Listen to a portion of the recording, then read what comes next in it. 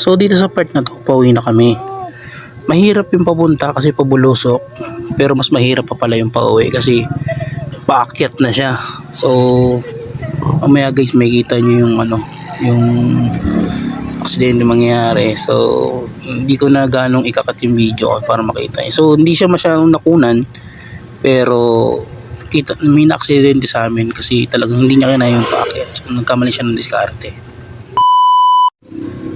Bali, papakita ko lang pala sa inyo yung mga mahihirap na dadaanan nyo papunta at pabalik ng Talia Beach. La Talia Beach dito sa sa Batangas. So ito yung mga videoan ko, ito yung mga pinakamahirap at yung mga pinakamatarik talaga na madadaanan nyo. So pagkatapos ng video na to, kung ano man yung madaanan nyo, wala na siya, okay na siya. So ito lang talaga yung pinaka deadliest. Dapat experienced driver ka kasi kung newbie ka pa lang, so parang hindi ko siya na-advise na pumunta ka dito kasi talagang kailangan bolo mo.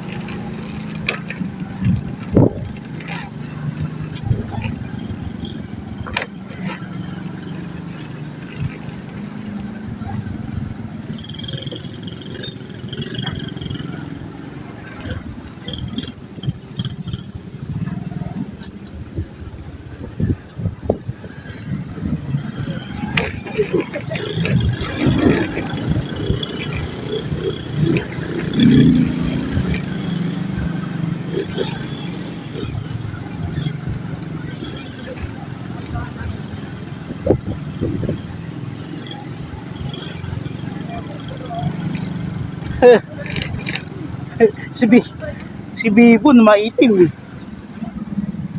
tostado.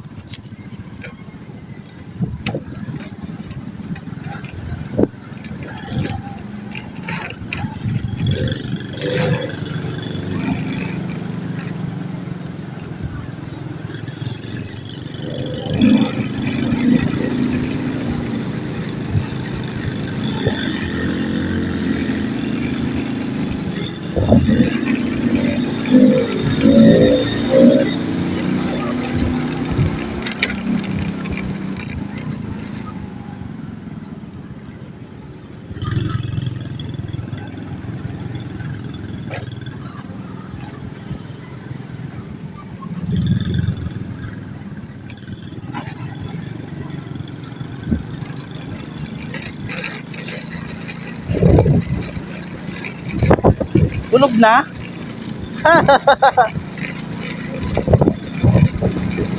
Kanina sinubukan niya lumangoy, di ba?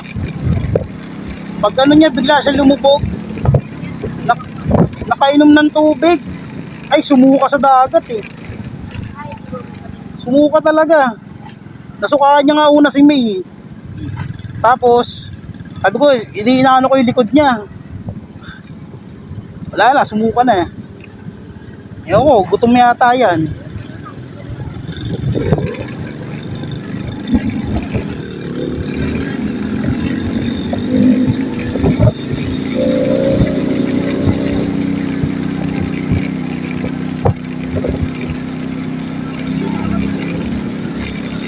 Ha?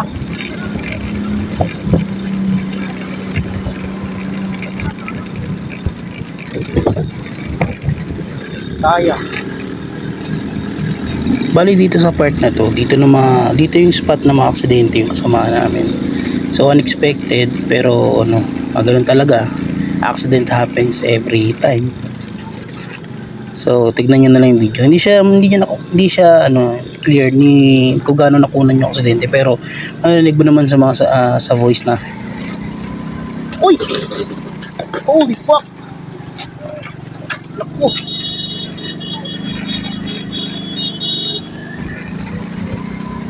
Mali yung akyat ni pare.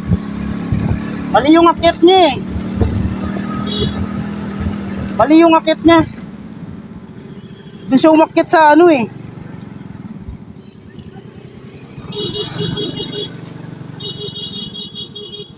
So yun na nga, nangyari na yung aksidente. So mali kasi yung diskarte ng kasama namin. So doon siya sa pinakagilid pumunta. Sumingit siya doon sa isa naming kasamahan. Siguro akala niya kakayanin ng ADB motor niya. EDB Mali yung akyat niya, ang 175 tarik na nun. puti. So akala niya siguro kakayanin. Oo. Eh hindi pala. Ngayon ang technique dyan.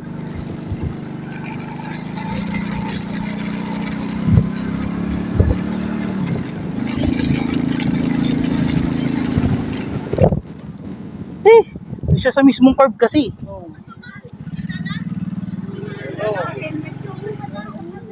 Dapat direct, dapat dito rin eh. Sumunod sila sa akin eh. Dapat sumunod sila sa amin. Ay nako. Mga muna tayo sa lane.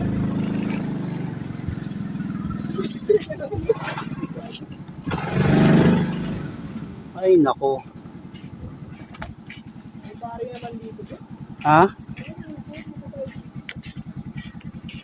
Hindi na tayo talaga. Ano eh. Pagkita ko, ano siya eh. Hindi nakaahon eh. Dapat hindi niya dinaan doon. Dapat dumaan siya doon sa dinaanan ko, di ba? Okay lang umano. Magkasunod kasi sila. Buti ka mo sa atin. Kasi na ito, bumagsak talaga ito.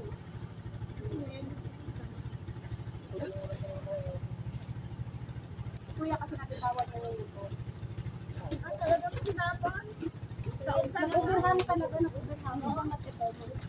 Ito, kailangan magpatuloy, kailangan syempre move on. So kailangan na lang mag-ingat sa trail para makauwing ligtas. Hindi tayo dala.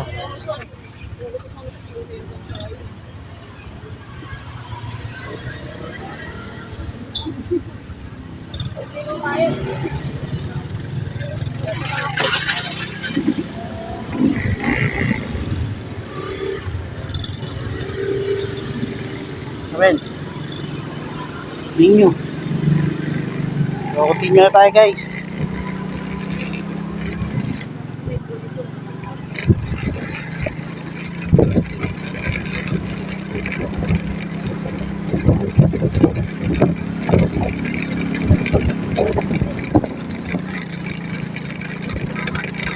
Bali kanina kasi ano eh. Kanina pabulusok lang eh. Dito hindi. Mga paahon na to.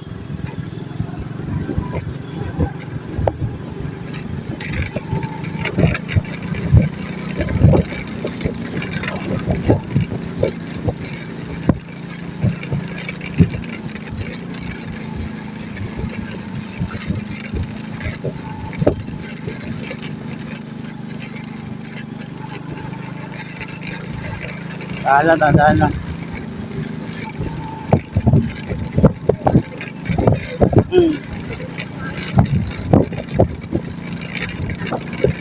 Kaya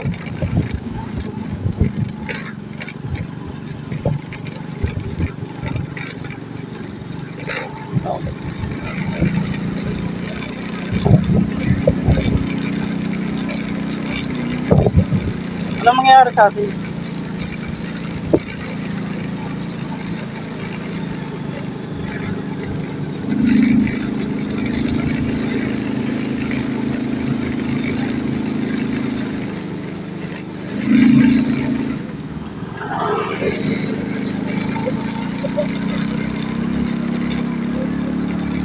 First gear lang ako.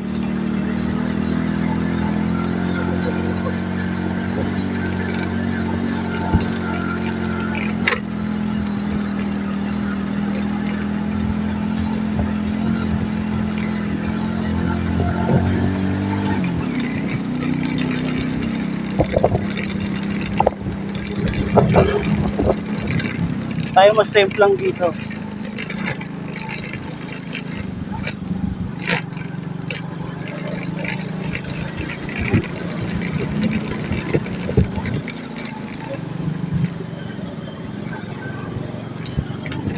Maganda pero bago ka makapunta rito, saka ba pagpa-uwi mo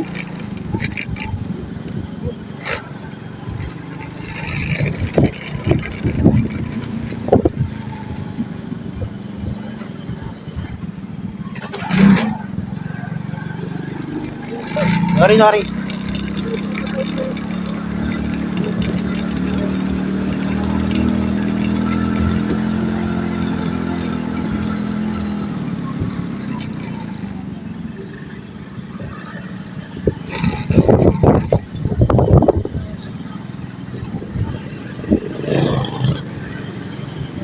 Kaya nag-a-adjust ako ng first gear lagi. Ayun kasi talaga may kita ng biyahe ni Puso. Wala, here we go again. Pataas na naman. First gear na naman tayo. Ganda oh. Ilang.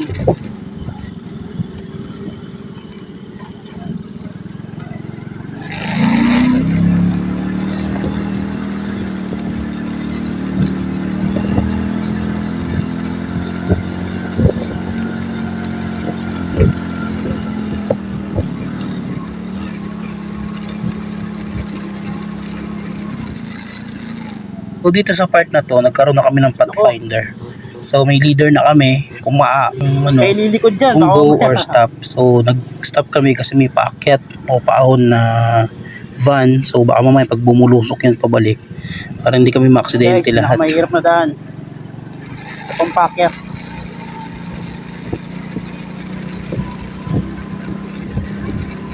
So sa mga hindi po nakakalam, tatlo po kami sa motor. Ako po 90 kilograms, yung asawa ko 60. Yung anak namin is 20 kilograms. So all in all, nasa 200 kilo, ano kami lahat?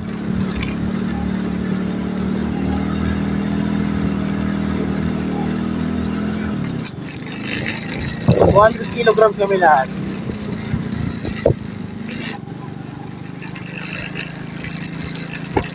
So bago ka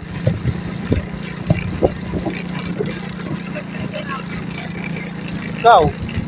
Oo ka, maganda ka.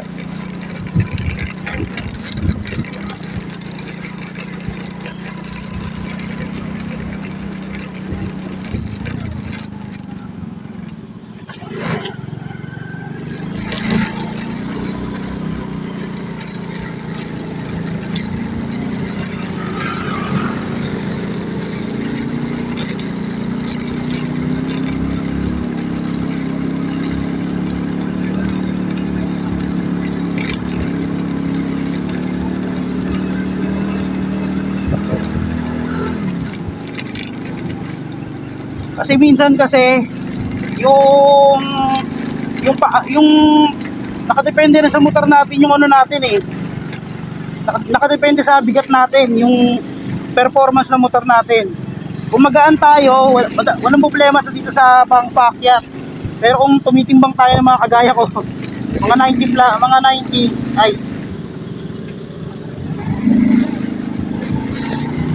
yung mga kasama natin nasa unahan natin, mga magagaan yan, matimbang lang ng 40 yan, kaya hindi hirap ang motor. Pero kung tumitimbang ka ng ako 90, asawa ko 60, anak ko 25 kilogram medyo hirap mga heavy guts. So tamang diskarte lang, tsaka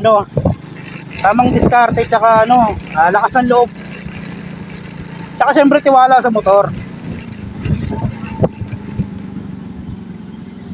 Kasi dekadena naman yung gamit natin kahit paano. Ayun ang advantage ng dekadena sa paakyat. Syempre delikado eh. Kanina halos di namin maabutan yung mga yan eh. Ngayon, natakot na. Buti na lang may helmet si ate. Ayun na ADB na puti. Pero kung walang helmet yun, naku po, CT scan yun. CT scan yun malamang.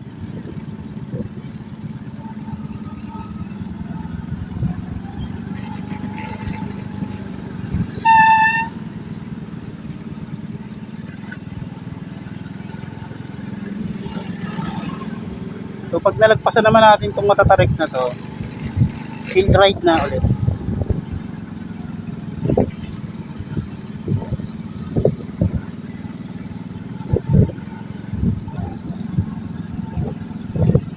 Ayun ang advantage natin kasi dekadena ang gamit nating motor.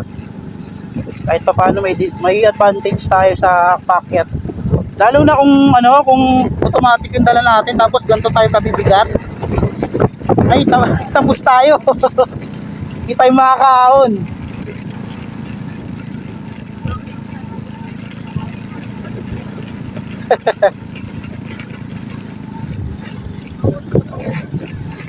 Ako, hindi na ako ulit dito. Literal.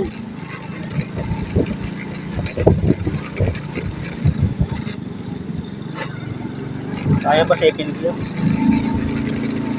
Kaya naman na second gear to, yak-yak. Lagi nyo tatandaan guys, ang pangakyatan, first gear, second gear, first gear lang. Hindi pwede magtrasera.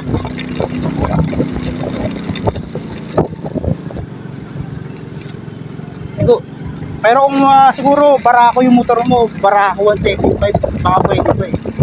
Ito na. Ito na pinano, mahirap din ulit. Maakyat. Okay. Isa muna, isa muna. First gear lang.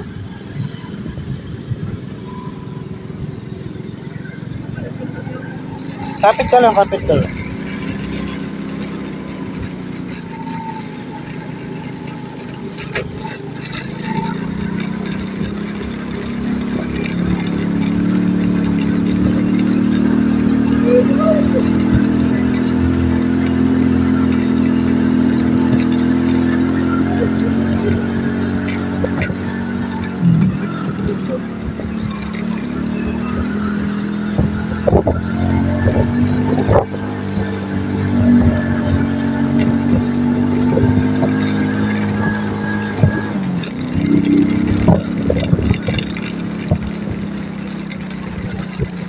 Kailangan dito technique lang. Pag alam mo na kaya na ng second gear mo na para hindi hirap yung makina. Matutusin kami yung pinakahirap dito kasi tatlo kami. Tapos mabibigat pa kami. Mga kasama namin, medyo magagaan naman eh. So ito naman pababa.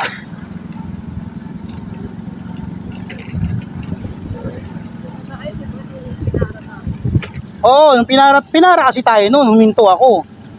Pero kung di tayo pinara noon, walang problema.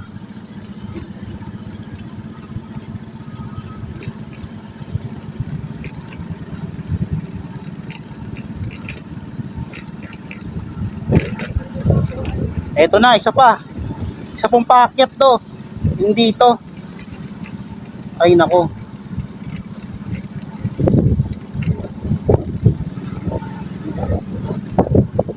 Dami ng mga lokal na nakatingin, no? Siguro, sino kaya sa SM lang dito?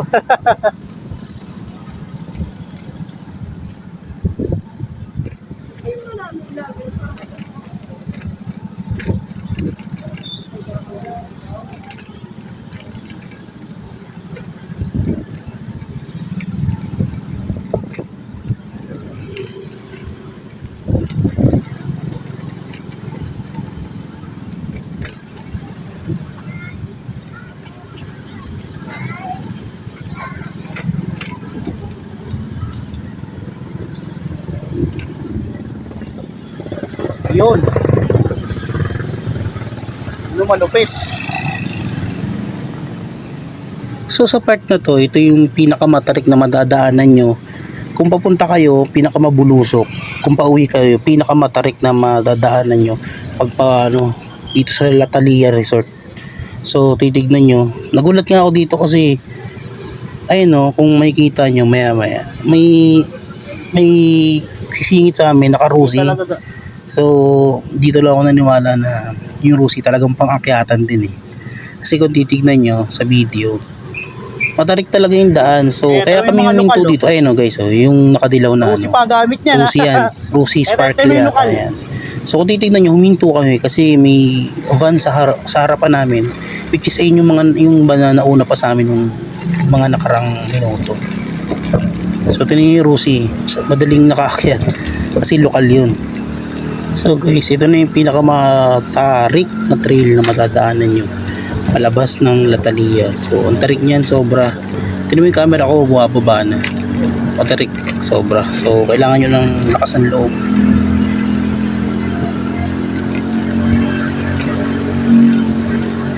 Ay, nakabalik din. So, dito na naman kami sa sa Fantasy Resort. Tangan. Grabe hinabot namin. Never again na siguro. Nasa muli.